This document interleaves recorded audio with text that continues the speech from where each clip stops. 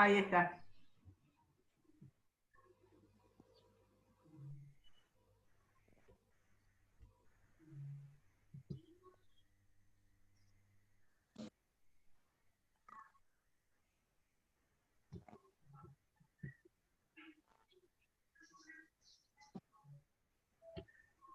Bueno, todos visualizamos ahí a Víctor, ¿no? Sí. ¿Lo ven? No, yo no. Sí. A ver, ahí me ¿Quién no ve la imagen? A ver, vuelvo. Patricia. Yo la veo bien también, ¿eh? Yo también. Bueno, vuelvo a salir, así la volvemos a compartir. Denme un segundito.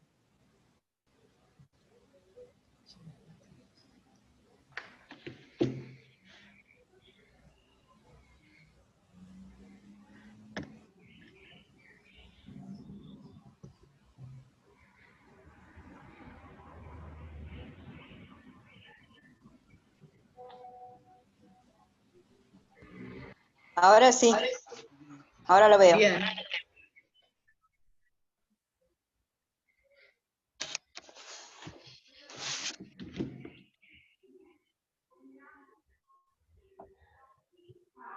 Fotos de la memoria le titulamos a este pequeño homenaje que vamos a hacerle a Víctor.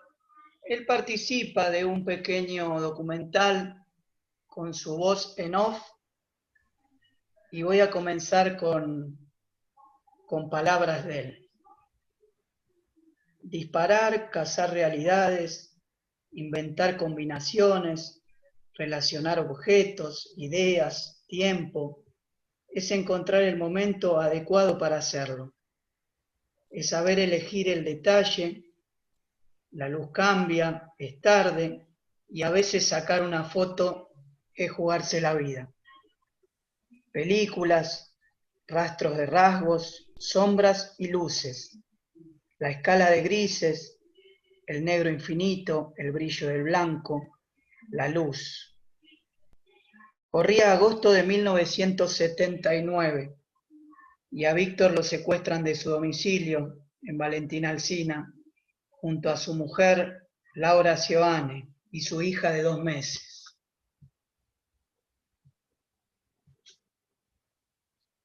Lo llevan a la ESMA, lo torturan, sufre 2 paros cardíacos. Muchas veces se pregunta por qué lo secuestran, por su militancia en el peronismo de base, por su actividad sindical en el gremio gráfico.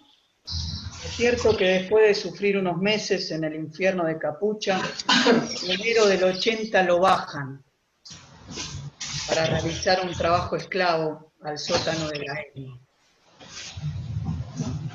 Trabajo clave para los represores es la falsificación de documentos. Justo ese año cambiaba el sistema de documentación. A los DNI les iban a agregar el sistema de seguridad que se usaba para los valores cambiarios, financieros. Y Víctor era un experto porque había trabajado en el sistema financiero en una empresa llamada Cone, Hermanos y Lima, desde el año 66 hasta el año 73. Pronto descubrió que había unas cajas grandes donde se guardaba el material fotosensible que los represores no abrían por temor a un material bastante caro. Logra así esconder piezas valiosas. Micrófonos abiertos hay. Sí, hay micrófonos abiertos y hacen mucho ruido.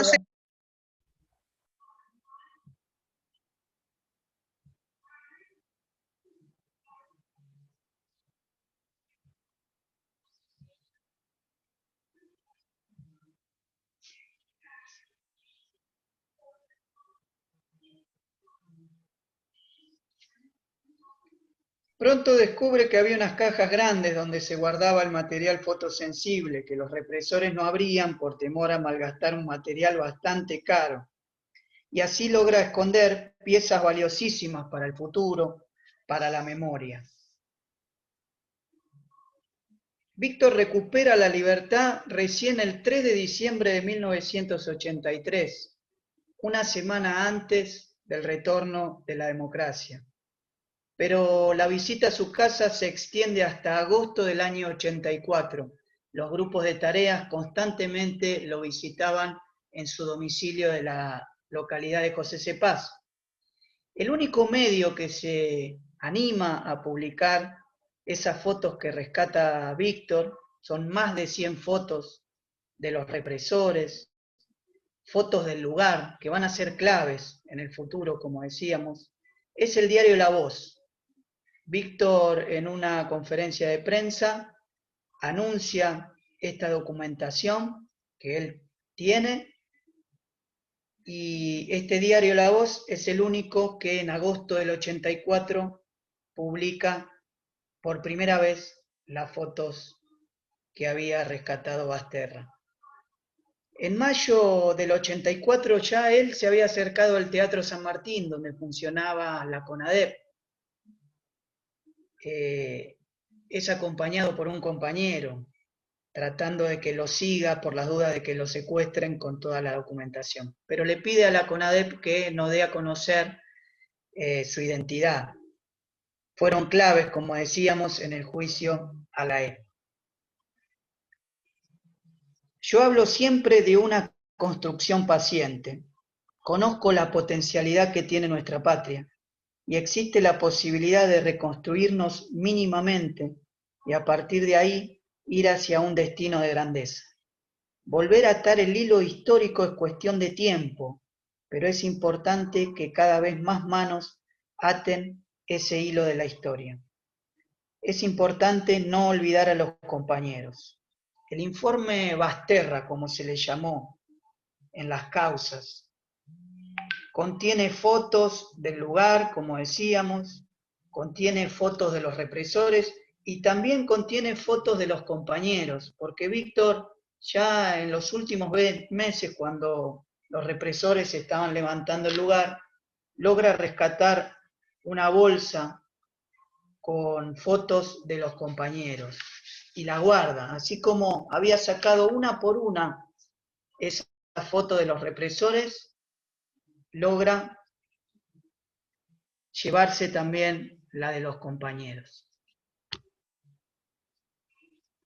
La Escuela de Mecánica de la Armada se había inaugurado en 1928. En 1924 el Consejo Deliberante de la Municipalidad de Buenos Aires le había otorgado esos terrenos a esta fuerza, a la Marina.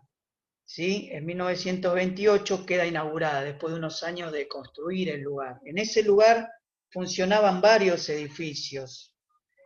Un edificio con la enfermería, no sé si visitaron la ESMA, yo les recomiendo que puedan, no sé si ahora se puede ir, un edificio de la Escuela de Guerra Naval, un departamento de ingeniería, unos talleres, un campo de deportes. Generaciones de oficiales y suboficiales estudiaron en Avenida Libertador al 8151, que es la dirección exacta de la E. El 24 de marzo del 2004, Néstor baja los cuadros del Colegio Militar de los Represores y también da un discurso en la ESMA, recuperando el lugar para la memoria y para la historia. Ese día él pide perdón por parte del Estado por haber callado durante casi 27 años ese genocidio que se produce en toda Sudamérica. Ahí lo vemos a Víctor en la visita que se realiza unos días antes del 24 de marzo. Está hablando con Cristina, no sé si lo llegan a visualizar. Esa caminata que fue emocionante con Eduardo Luis Duhalde, con varios sobrevivientes de la represión en la ESMA. Ese día fue 19 de marzo del año 2004. Cuentan los que fueron, Lidia Pastoriza, por ejemplo, que iban visitando los lugares muy fuerte porque era la primera vez que habían podido ingresar luego de tanto tiempo de silencio. Y Lidia cuenta cómo iban visitando los edificios y los marinos que todavía estaban ocupando el lugar le iban apagando las luces de los edificios para que se retiren. Ese fue el día, el 24 de marzo de 1904. del 2004, cuando la ESMA queda constituida como espacio de la memoria. Se la ha declarado también monumento histórico nacional al lugar. Y ya en el libro de Eduardo Luis Duhalde, que él escribe en España, a mediados del 83, fíjense, él ya denuncia el terrorismo de Estado en esta primera obra que sale publicada en la Argentina en el noviembre del 83, un mes antes. Él ahí publica un croquis ya de la ESMA, ¿no? Que no es el que está en el libro, pero publica una denuncia ya de los casi que hoy ya se calculan 700 centros clandestinos de detención que existieron en ese periodo. El Casino de Oficiales fue el lugar designado para cometer las atrocidades. Acá vemos un croquis del tercer nivel, o el tercer piso, como le dicen, donde funcionaba Capucha, que es el primer lugar después de pasar por el sótano donde registraban a los detenidos, después de los interrogatorios, de las torturas, donde los llevaban a Capucha y luego a Capuchita, que es un nivel un poquito, acá vemos una imagen de Capucha, un nivel superior como un altillo. Y acá vemos el sótano, ¿no?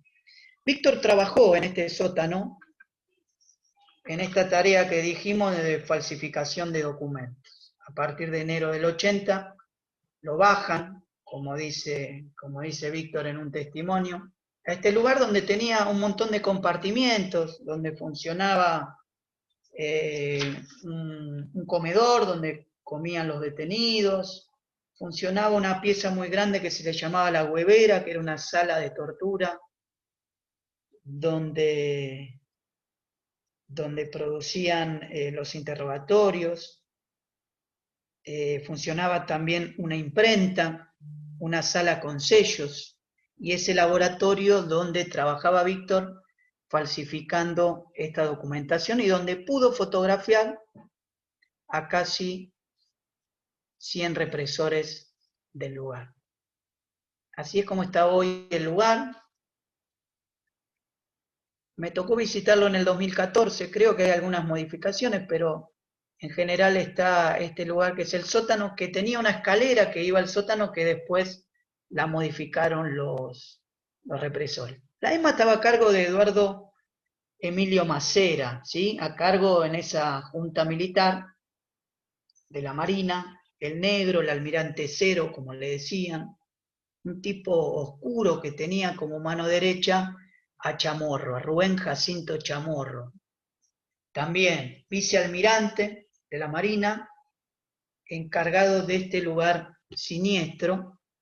Y dentro de, acá lo vemos a Víctor en ese informe Asterra, que es la imagen donde sacamos, Víctor tuvo la posibilidad de acompañar con otros sobrevivientes, de marcar los lugares donde estaban engrillados, donde estaban encapuchados. Por eso le llamaban capucha, porque ellos no podían ver a los represores y era una de las cosas que querían dejar, que no conozcan su identidad.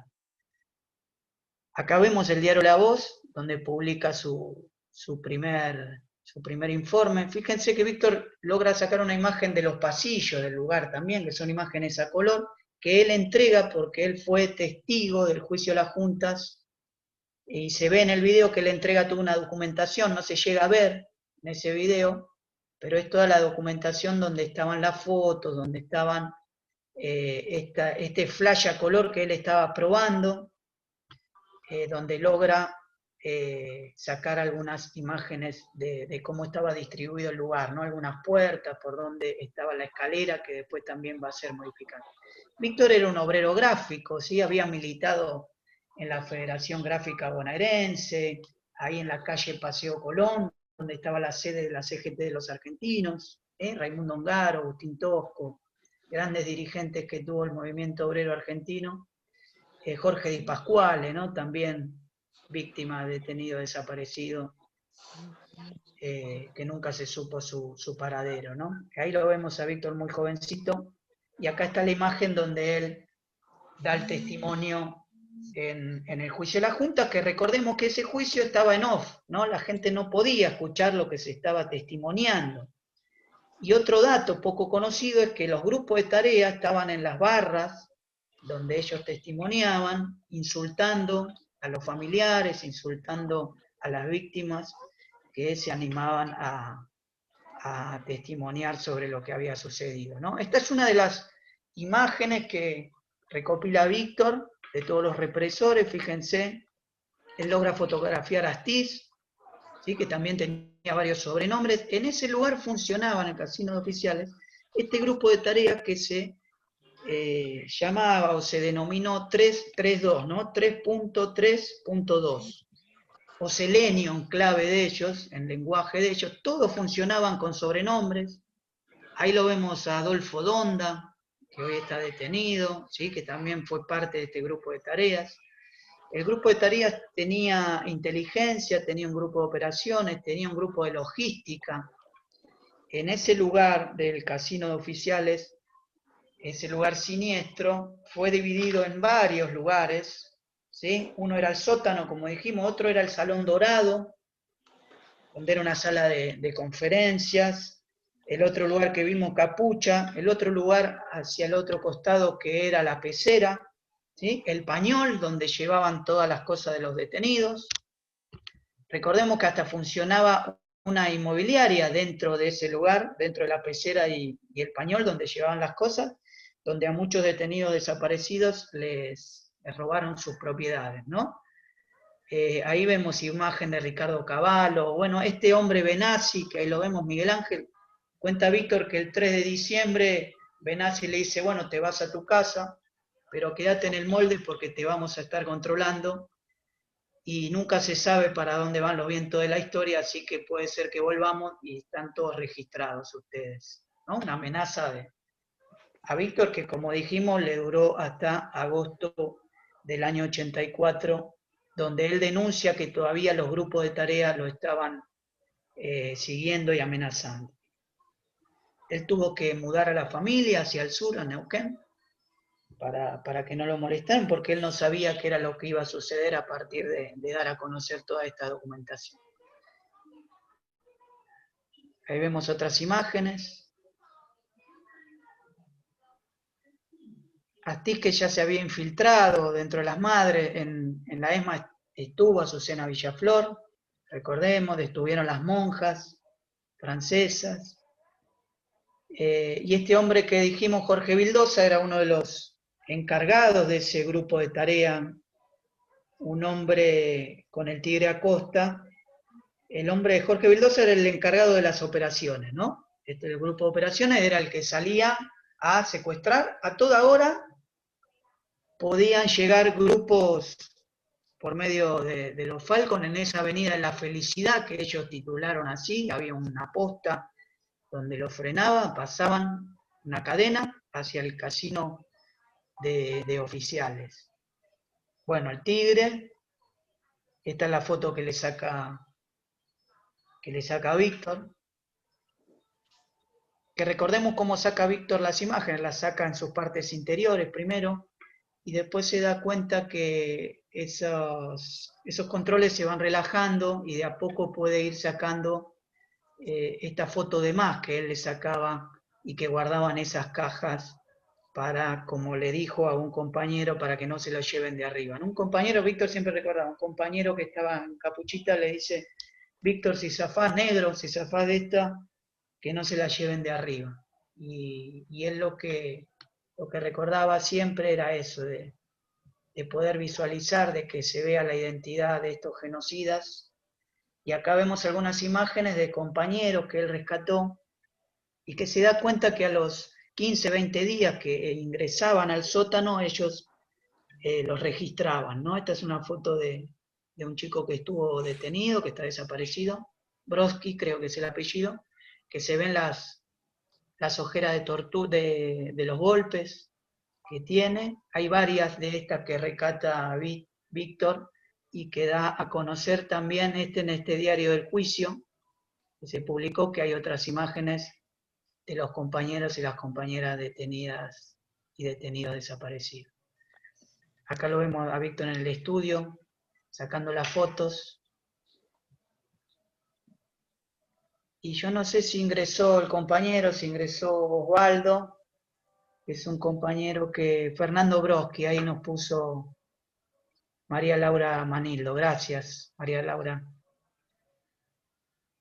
Y ahí está ingresando Osvaldo, que es un compañero ex detenido de la ESMA, y que en el año 79 todos recordamos que llega a la Argentina una visita de la Comisión Interamericana de Derechos Humanos, que va a la ESMA a hacer un informe, porque ya tenía información de todas las denuncias que se venían realizando, y los represores levantan al lugar y llevan a los detenidos a un lugar en el Tigre, una isla que se llamó la Isla del Silencio, y que no hace mucho se visualizó el lugar, también se lo nombró como un sitio de memoria.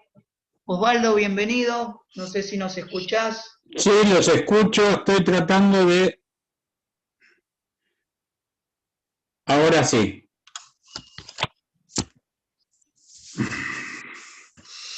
Bueno, bienvenido, Osvaldo, gracias por Gracias a participar ustedes. de este pequeño taller de historia que hacemos una vez por semana. Y estábamos recordando un poquito la vida de Víctor, el testimonio que nos dejó, y profundizar un poquito. Vos lo conociste, estuviste con él, pudiste también valorar toda la tarea que él hizo, y queríamos que nos cuentes un poquito cómo fue. Primero, yo estuve leyendo y también charlando con vos, que me contaste que vos también sos detenido en agosto del 79 y llevado a la ESMA, ¿no? Sí, así es. Víctor Basterra había sido secuestrado a principios del mes de agosto de 1979 y mi compañera Susana y yo fuimos secuestrados el 21 de agosto, o sea, más a fin de mes. A los pocos días de estar secuestrados nos llevan para ocultarnos de la Comisión Interamericana de Derechos Humanos, que venía digamos, a visitar los distintos lugares que estaban denunciados ya en forma internacional como centros de detención clandestinos. Se iba a visitar la ESMA. Entonces los marinos nos sacaron, digamos, a todos los que estábamos detenidos ahí y nos llevaron a una isla en el delta del Paraná, la Isla del Silencio, que queda en la tercera sección del delta, creo que es de San Fernando. Y bueno, fíjense, el día que nos llevaron a nosotros a la isla fue el mismo día que Argentina, el seleccionado juvenil de fútbol de Argentina, salió campeón mundial en Japón, en ese equipo que jugaban Maradona y el Pelado Díaz. Fue el mismo día, los primeros días de septiembre fue que nos llevaron a la isla, y fue ese día el día del viaje. ¿Por qué? Porque mientras nos estaban llevando a todos los compañeros hacia un camión que después nos llevaron al embarcadero de la prefectura de San Fernando, donde nos ponían en una lancha, nosotros estábamos, el guardia que nos custodiaba tenía la radio y estaba escuchando el partido.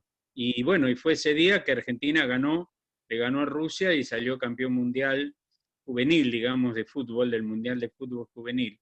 Y recuerdo también que, digamos, en los festejos, porque ese mismo día ya la Comisión Interamericana estaba en Buenos Aires y estaba recibiendo los testimonios, las denuncias de los familiares de los desaparecidos, allá en Avenida de Mayo, y José María Muñoz, el relator de Radio Rivadavia, que era socio, digamos, de la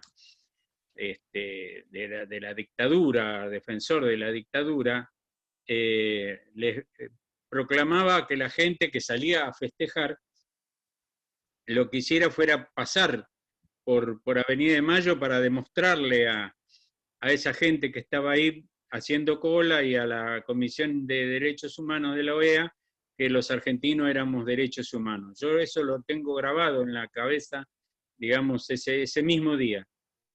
Ese mismo día que cuando pasó todo eso, después me llevaron, digamos, a la camioneta para después llevarnos a la... Y bueno, y estuvimos ahí en la Isla del Silencio, en un lugar muy terrible. Éramos 16 que estábamos en la capucha de la ESMA, y estaba Víctor, por supuesto, y pasamos muy, pero muy malas condiciones, y ahí sí estuvimos un mes, tirados en el piso, en un piso de tierra, en una parte de abajo de una de esas casas típicas de la isla, donde que están sobre palos, sobre postes, y nosotros estábamos abajo digamos, de la casucha, que la habían tapiado, digamos, alrededor de los postes se habían tapiado todo. Bueno, ahí estábamos en malísimas condiciones, muchos compañeros sufrieron intoxicaciones, infecciones, etcétera, etcétera. Así estuvimos un mes. Pero en todo ese transcurso, al mes, cuando terminó el mes de septiembre, volvimos a la ESMA, a la misma capucha de siempre, en las mismas condiciones de siempre, y bueno, yo ahí ya estaba conociendo, digamos, digamos, la solidaridad, la sonrisa permanente hacia todos de Víctor, y yo siempre cuento, digamos, para mostrar también la solidaridad que había entre los que estábamos secuestrados ahí, que no nos conocíamos, la inmensa mayoría no nos conocíamos porque éramos de distintos orígenes políticos, digamos. Víctor Basterra venía del peronismo de base, había un gran número ahí de detenidos, secuestrados del peronismo de base, yo venía de otro lugar, junto con mi compañera, del socialismo revolucionario, y una noche de octubre, era mi cumpleaños y era el aniversario también de pareja, digamos, que habían formado pareja, Tata y Paula, que eran otros dos de los que estaban secuestrados ahí, que estábamos secuestrados ahí, y entonces la gallega Martínez, Elsa Martínez Guerreiro, la compañera de Raimundo Villaflor, armó como unos canapés con la miga del pan que nos daban de desayuno a la mañana, y vaya a saber de dónde aparecieron unas aceitunas, y con ese canapé, las aceitunas y un vaso de agua, brindamos por todos. En una noche que había una guardia, digamos, más benévola que nos permitió hacer eso. Y esa noche Víctor cantó con su voz grave y profunda, cantó una canción folclórica, el seclanteño. Y bueno, esos fueron también mis recuerdos de Víctor. También en ese mismo, creo que fue ese mismo mes de octubre o noviembre, que a Víctor se le ocurrió que el sándwich que nos daban un sándwich de carne dura, de carne llena de tendones, nos daban un sándwich de carne a la mañana y a la noche con un vaso de agua y una naranja. Digamos, si lo piensan bien, era digamos, lo mínimo indispensable para mantenernos con vida. Pero esa carne a Víctor se le ocurrió que no era carne de vaca, digamos, que era carne de los desaparecidos, de los compañeros desaparecidos. Entonces se había negado a comer. Y entonces todos los demás les mandábamos el pan del desayuno y la naranja, digamos, que nos daban de postre para que Víctor pudiera alimentarse. Eso habrá durado como 15 días, y bueno, y después eso pasó y volvió a comer por suerte, ¿no? Pero bueno, yo estuve junto con Víctor ahí en la Capucha más de 4 meses juntos. Después a nosotros nos pasaron a un lugar un poco mejor, y a Víctor también lo sacaron de Capucha, digamos, en enero de 1980, para mandarlo al sótano, porque Víctor era obrero gráfico, con especialidad en la fotografía, había trabajado en varias imprentas, talleres gráficos muy grandes, muy importantes, incluso había trabajado en Sicone, ese que después se hizo famoso en la época de Vudú, pero donde se imprimían cheques, billetes, etc. Y entonces lo mandaron al sótano para realizar trabajo esclavo, y bueno, como él era fotógrafo y sabía todo eso, lo mandaron al taller de fotografía, y donde digamos, no solo se nos sacaba